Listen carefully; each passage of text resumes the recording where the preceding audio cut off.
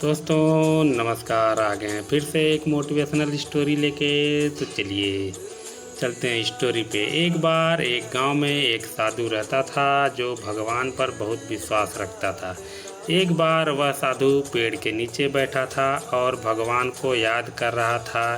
तभी अचानक वहां बाढ़ आ गई। चारों तरफ पानी ही पानी भरने लगा। सब लोग अपने आप को बचाने के लिए ऊपर पहाड़ की तरफ भागने लगे। उनमें से एक आदमी देखा कि इस हाल में भी साधु जी भगवान की तपस्या कर रहे हैं। वह सोचा कि ये अपने आप को बचने के लिए कहीं जा क्यों नहीं रहे हैं। तो उसे साधु से बोला, अरे आप कहीं जा क्यों नहीं रहे हो? आप भी मेरे साथ ऊपर पहाड़ की तरफ चलो, नहीं तो डूब जाओगे। साधु बोले, अरे हमें क्या होगा, मैं भगवान की इतनी तपस्या करता हूँ, मुझे कुछ नहीं हो सकता, मुझे भगवान अपने आप बचाएगा। धीरे धीरे पानी साधु के कमर तक आ गया। अब लोग वहाँ से नाव लेकर निकलने लगे तो उनमें से एक ने साधु से कहा, अरे पानी आपके कमर तक आ गया है, आप हमारे साथ चलो। तो साधु ने कहा कि नहीं नहीं, भगवान मुझे अपने आप बचाएगा। और वह नाव वाला भी वहाँ से निकल गया। कुछ देर बाद पानी इतना बढ़ गया कि साधु के सर तक पहुँच गया और अब लोगों को बचाने के लिए हेलीकॉप्टर निकलने लगे। एक हेलीकॉप्टर साधु के पास आया जो कि आखिरी हेलीकॉप्टर था।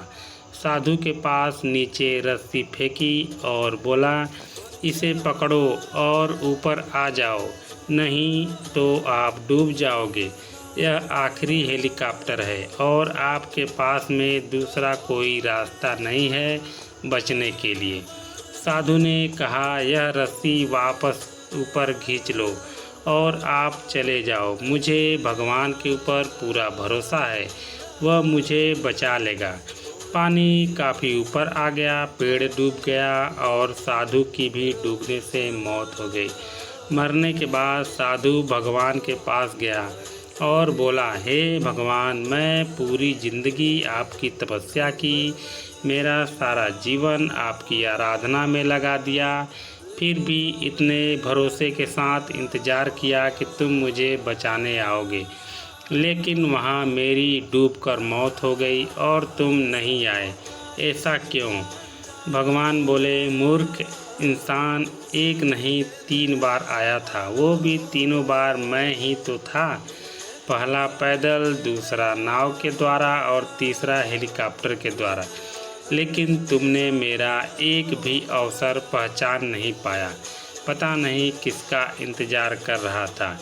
इस तरह से ज़िंदगी में हमें ऊपर वाला बहुत से मौके देता रहता है, लेकिन हम सब उस मौके को ठुकरा कर पता नहीं किस चीज़ का इंतज़ार कर रहे होते हैं कि वो होगा तभी मैं करूँगा, और इस बात पर अड़े रहने से एक वक्त के बाद वो मौका हाथ से निकल जाता है और हम सब कुछ नहीं कर पाते हैं।